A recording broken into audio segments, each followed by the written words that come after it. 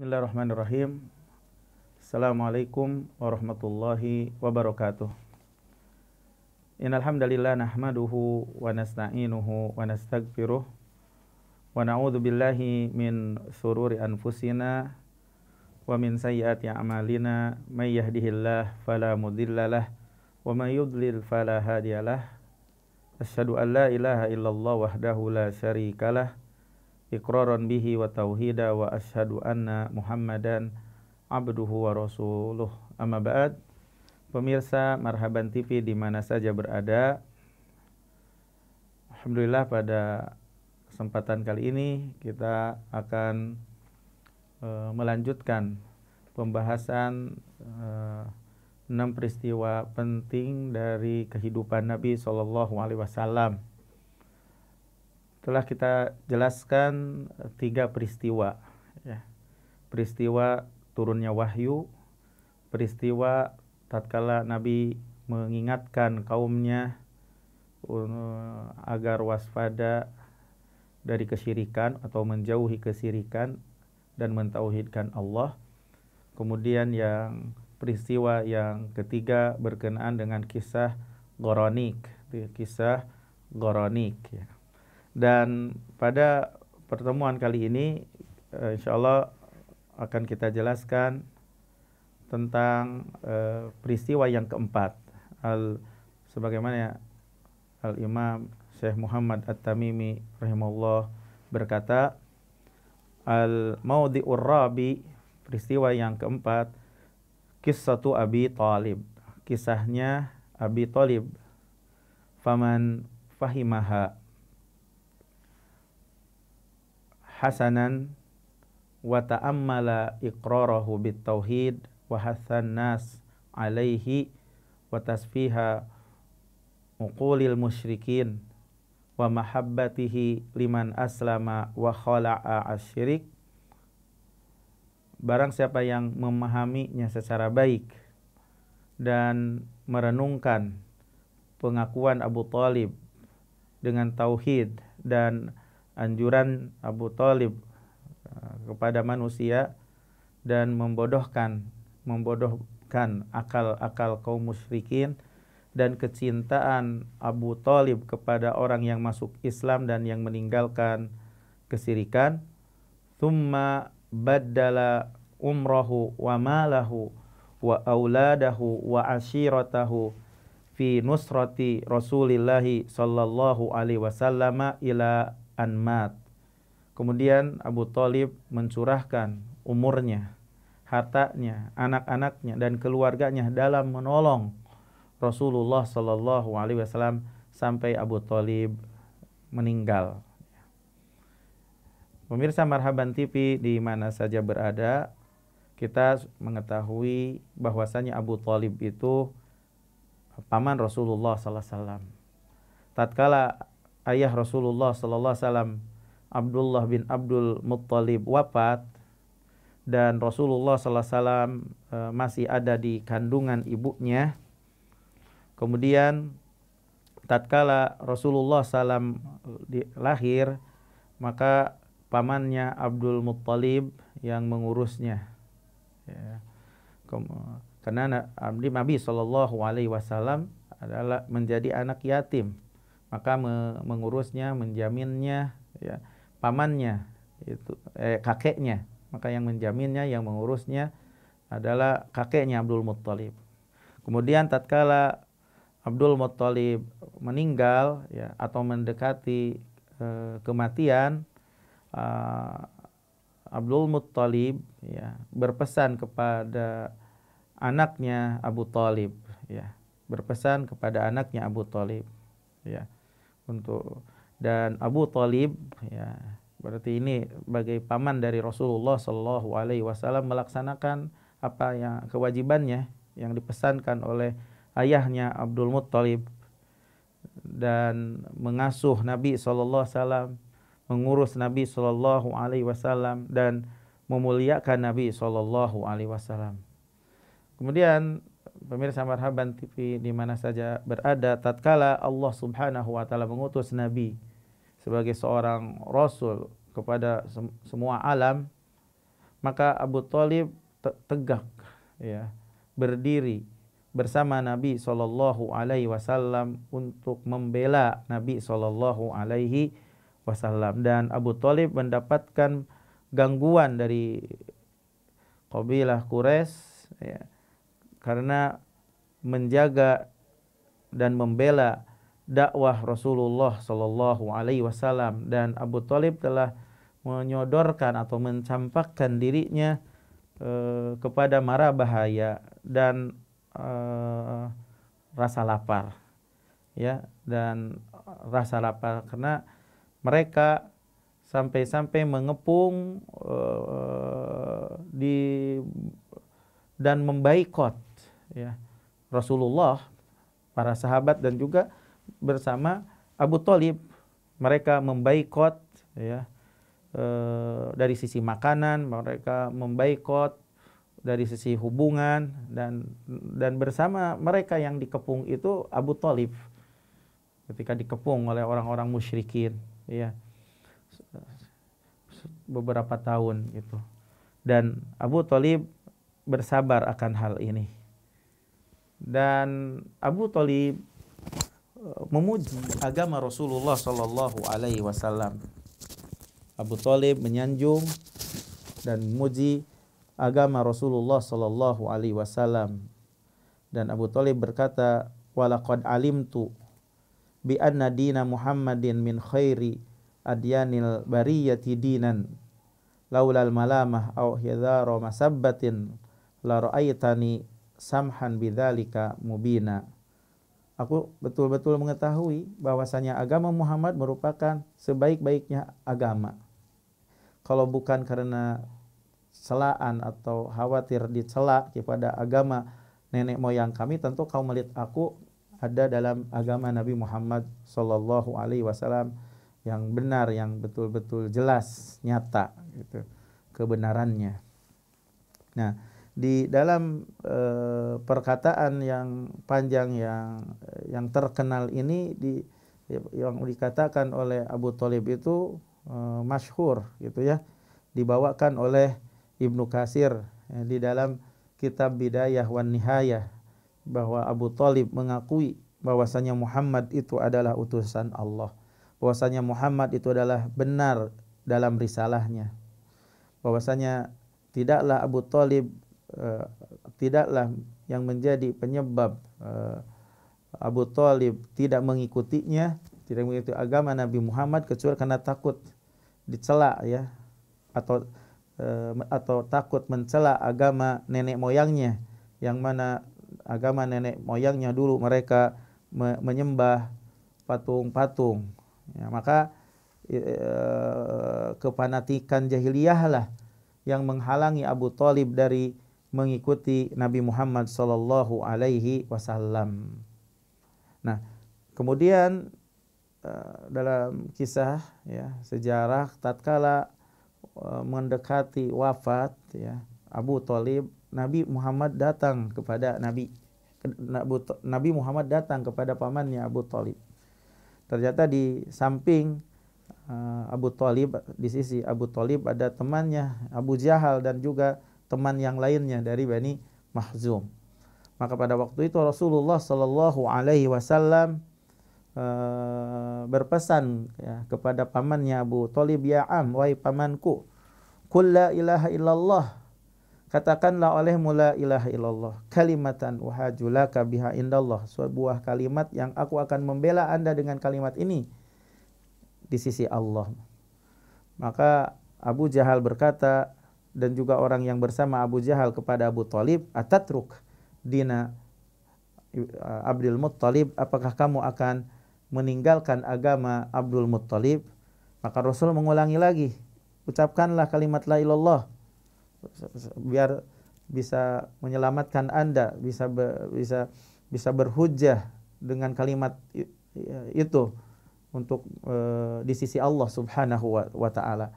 Namun Abu Jahal dan temannya yang ada di samping Abu Thalib mengulang lagi, atatruk dina Abdul Muttalib, apa kamu ingin meninggalkan agama Abdul Muttalib? Kemudian akhir yang diucapkan oleh pamannya Abu Thalib adalah berada di atas agama Abdul Muttalib dan mati dalam keadaan demikian.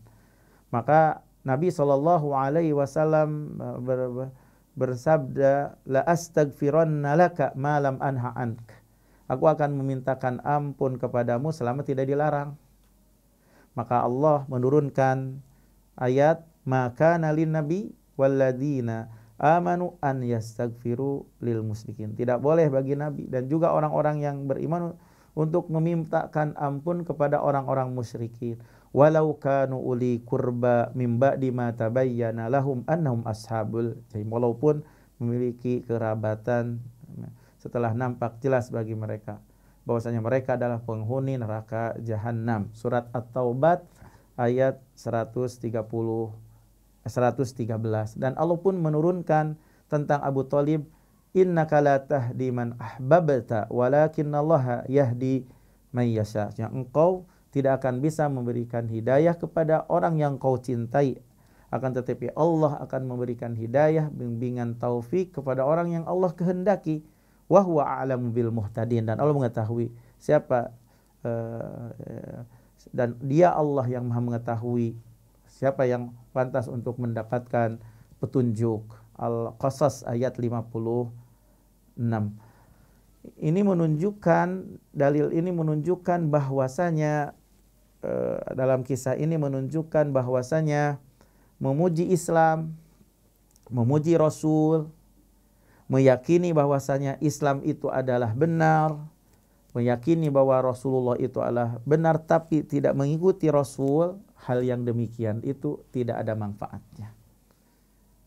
Ya, mesti mengikuti Rasul, mesti mengikuti Rasul. Kalau kita mencintai Rasul, mencintai agama Islam, ya, itu tidak bermanfaat, tapi mesti mengikuti Rasul. Kenapa? Karena kalau seandainya mencintai Rasul, mencintai agama Islam bermanfaat, tentu akan bermanfaat kepada pamannya Nabi, yaitu Abu Thalib.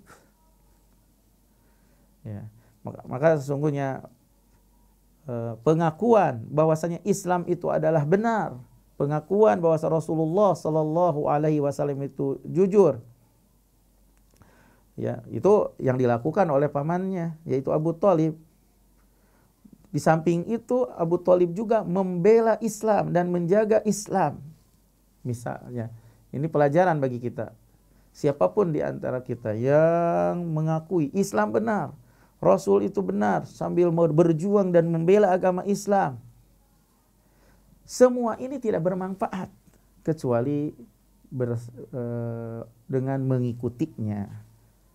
Kecuali dengan mengikuti Rasulullah Sallallahu Alaihi Wasallam. Oleh karena itu, jika bisa jadi yang membela agama Islam itu dikuatkan oleh orang-orang yang fajir, ya. Maka dalam sebuah hadis Nabi Sallallahu Alaihi Wasallam bersabda, Inna Allah yu'ayyidu hadad-din, Inna Allah yu'ayyidu hadad-din hadad-dina birrajulil fajir. Maksudnya Allah akan menguatkan agama ini dengan laki-laki yang durhaka. Jadi berarti tidak bermanfaat sekali lagi kalau hanya sekedar mencintai Islam, meyakini bahwasanya Rasulullah SAW itu adalah benar, membela Rasul, ya, kecuali mesti adanya ittiba, mengikuti, adanya ittiba kepada Rasul. Maka apapun pertolongan, apapun pujian, apapun penjagaan kepada Islam dan selain itu tidak akan bermanfaat. Ya. Jadi tidak akan bermanfaat adanya pertolongan, adanya pujian, adanya pembelaan kepada Islam dan selain itu. Dan tidak pula bermanfaat kerabat sebagai kerabat Rasul tanpa mengikuti kepada Rasul. Abu Thalib sebagai kerabatnya. Ya, ini. Jadi tidak bermanfaat walaupun keturunan Rasul, kalau tidak mengikuti Rasul tidak bermanfaat. Ini paman Rasul Sallallahu Alaihi Wasallam.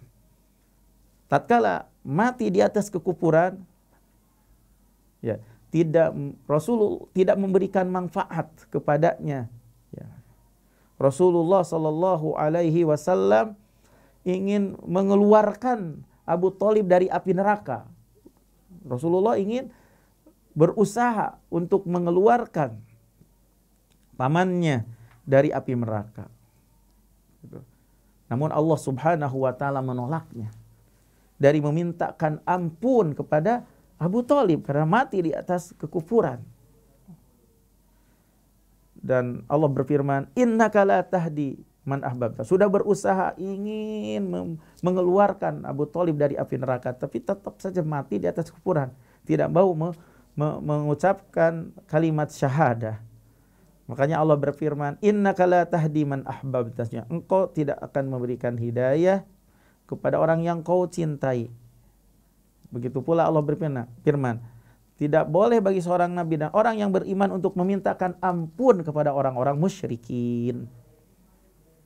Ya. Jadi pemirsa Marhaban TV di mana saja berada, jadi tidak cukup kita beriman. Ya. Tidak cukup kita menolong dan membela. Makanya dalam surat Al-A'raf ayat 157 Allah berfirman, falladzina amanu bih, dan orang-orang yang beriman kepadanya, wa azzaruhu wa nasaruh, dan orang yang menolongnya gitu. Tidak cukup falladzina amanu bihi wa azzaruhu wa nasaruh, tidak cukup dengan itu, tapi dilanjut lagi, wattaba'un nural unzila ma'ah, dan mengikuti cahaya yang diturunkan bersamanya.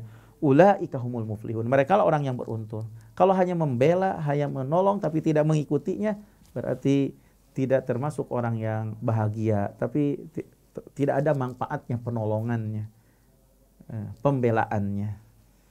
Berarti ini menunjukkan bahwasanya memuji Islam, menyanjung Islam dan kaum muslimin, bahwasanya mereka berada di atas kebenaran, bahwasanya orang-orang kafir berada di atas kebatilan, bahwasanya syirik itu batil. Semua ini tidak cukup, tapi mesti mengikuti Nabi. Jadi barang siapa, jadi pelajaran dari kisah Abu Thalib ini, barang siapa yang memuji Islam, barang siapa yang menyanjung Islam, mengagungkan Islam, namun dia tidak meninggalkan syirik, bahkan dia berdoa kepada selain Allah, berdoa kepada patung-patung, monumen-monumen dan kuburan-kuburan, maka perkara-perkara ini tidak memberikan manfaat kepadanya sedikit pun. Ya, pembelaan-pembelaan yang dilakukannya itu tidak ada manfaatnya sedikit pun. Kalau seandainya perkara-perkara itu, pembelaan, pujian itu bermanfaat, tentu akan memberikan manfaat kepada Abu Thalib, paman Rasulullah Shallallahu Alaihi Wasallam. Tapi ternyata tidak bermanfaat sama sekali. Tidak boleh memintakan ampun kepada pamannya, karena orang-orang termasuk orang musyrik, mati dalam keadaan kufur. Ini masalah yang penting kita, yang perlu kita ingat, yang perlu kita ingat ya. Jadi masalah yang pelik, yang selayaknya kita memahaminya dan mewaspadainya.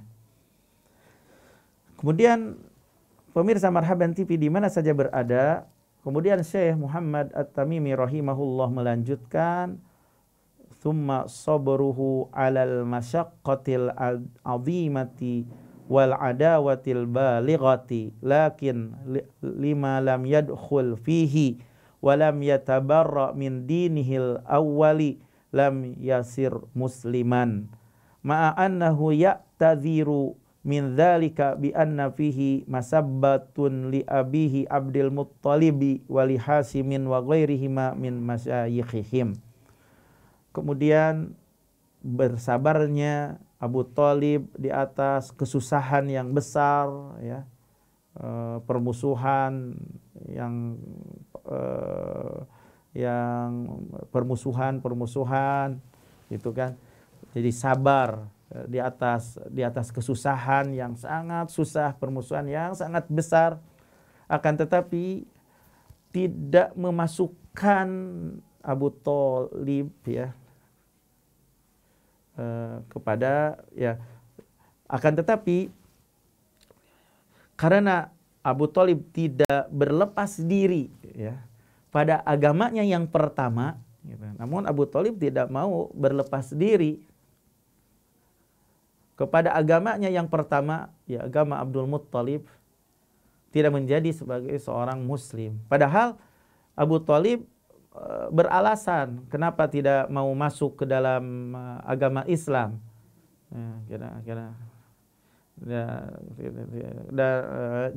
Dan kenapa tidak mau berlepas diri dari agamanya yang pertama, beralasannya karena ada padanya celaan kepada ayahnya Abdul Muttalib, nenek moyang mereka, nenek moyang Abu Thalib, itu alasannya.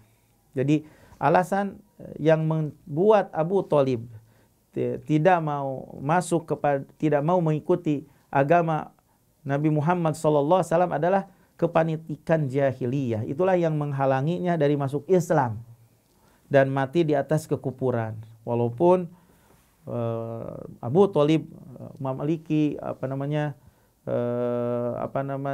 kontribusi yang sangat besar gitu dalam membela hak, ya.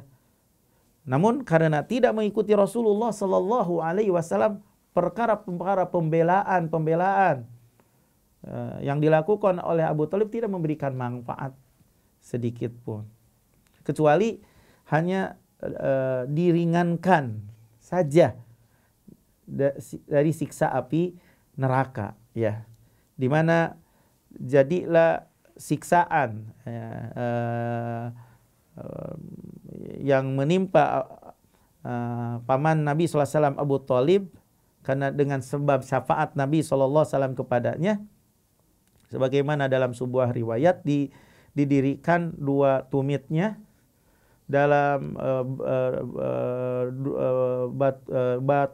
dua batu yang membara dari api neraka yang mendidihkan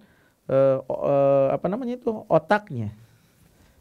Tidaklah seseorang yang melihat dari api neraka yang lebih dahsyat dari siksaannya daripada didirikan dalam bara api dan kakinya didirikan dalam bara api dan mendidih otaknya.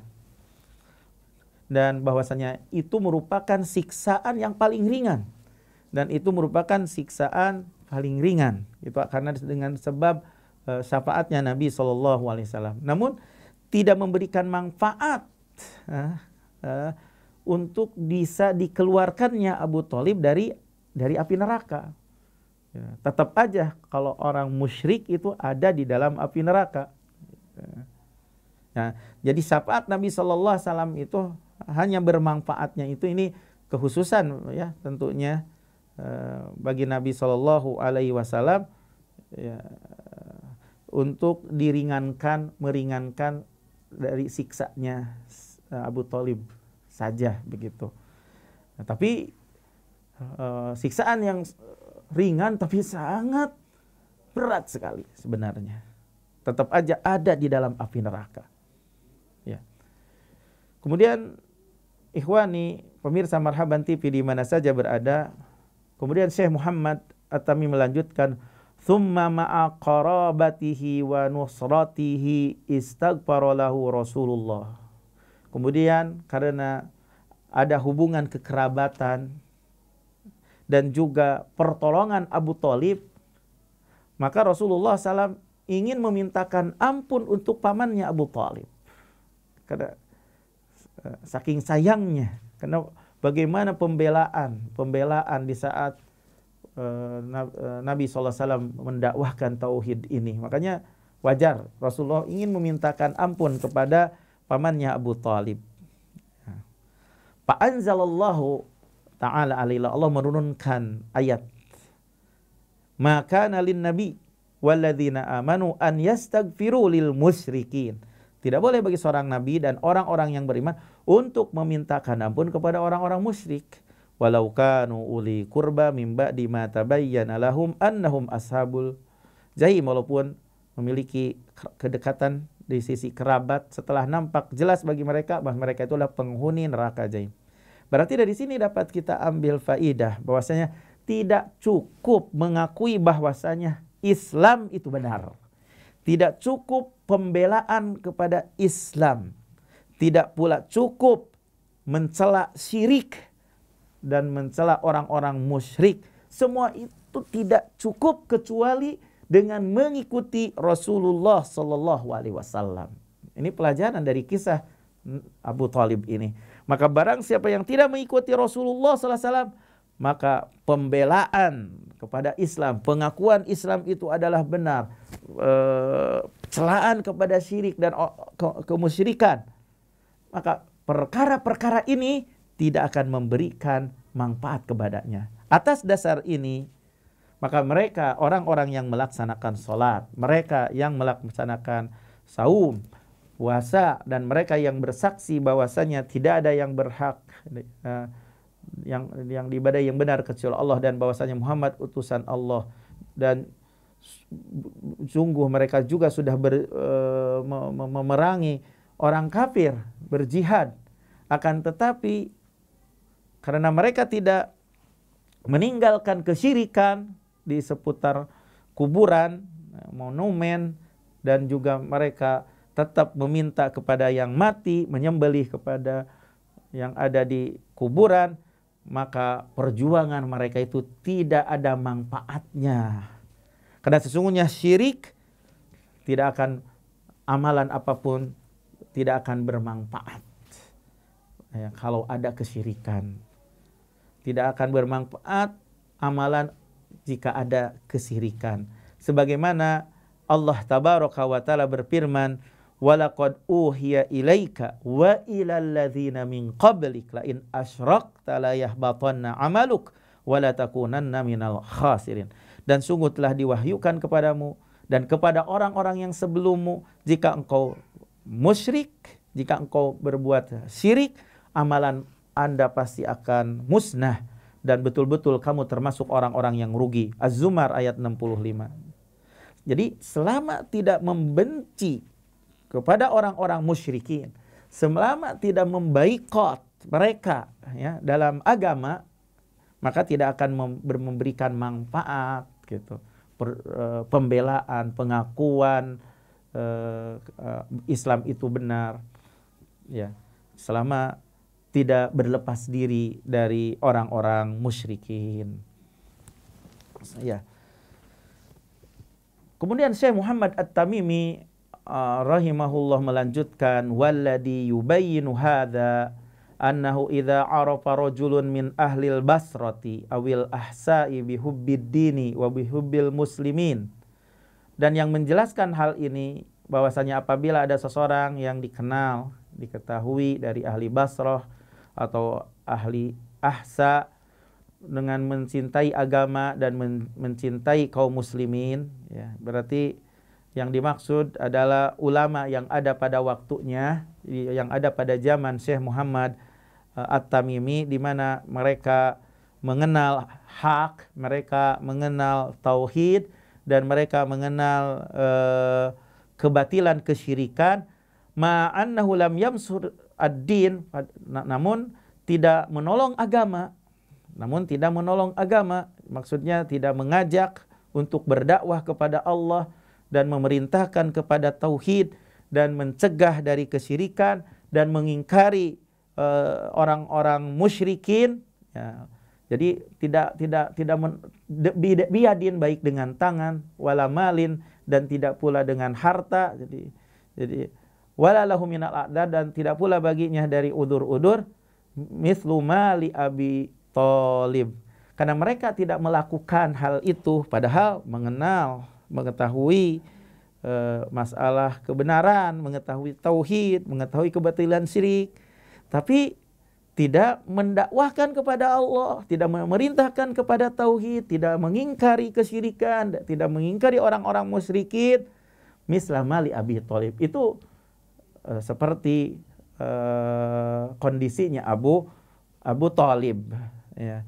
Ya, itu berarti sama seperti kondisinya Abu Thalib. Wa fahimal waqi, dan min aktsari man yadda din, dan dia seseorang itu ya, wa fahimal waqi, memahami kenyataan dari kebanyakan orang yang mengklaim beragama Ya, kayak ada orang yang mengklaim beragama. Nah, mereka sekali lagi tidak mencurahkan kebaikan kepada agama ini. Mereka tidak mau berdakwah kepada Allah dan mereka tidak mau menjelaskan kepada manusia. Bahkan mereka menyembunyikan ilmu yang ada di sisi mereka. Mereka diam dari kesyirikan. Mereka hidup berbarengan bersama orang-orang musyrikin. Ini kenyataan yang ada di zamannya ulama yang ada di zamannya yang mengetahui syirik, mengetahui tauhid tapi tidak mendakwahkannya. Nah, ini berarti ya mirip seperti apa yang dialami oleh Abu Thalib. Jadi tabayyana lahul huda minad dolal, akan nampak jelas baginya petunjuk dari kesesatan. Wa arafa su'al ifham, dan dia akan mengetahui jeleknya pemahaman. Wallahu al-musta'an. Jadi kisah Abu Thalib dari kisah pamannya Abu Thalib ini jadi memberikan penjelasan kepada kita bahwasanya tidak cukup hanya pembelaan, tidak cukup hanya sekedar mencintai Islam, tidak cukup hanya sekedar mencela syirik dan kaum musyrikin, tapi mesti dijelaskan, jangan disembunyikan, tapi harus menjelaskan kepada manusia, harus menjelaskan, ya, harus mengingkari kesyirikan, harus mengingkari kepada orang-orang yang musyrik, harus mengajak orang-orang untuk bertauhid kepada Allah Subhanahu, harus mengikuti Rasulullah Sallallahu Alaihi Wasallam. Kalau hanya sekedar pembelaan tapi tidak mengikuti Rasulullah Sallallahu Alaihi Wasallam, maka hal itu tidak bermanfaat, seperti tidak bermanfaatnya pamannya Abu Thalib, ya, karena Nabi Sallallahu Alaihi Wasallam ingin sekali Abu Thalib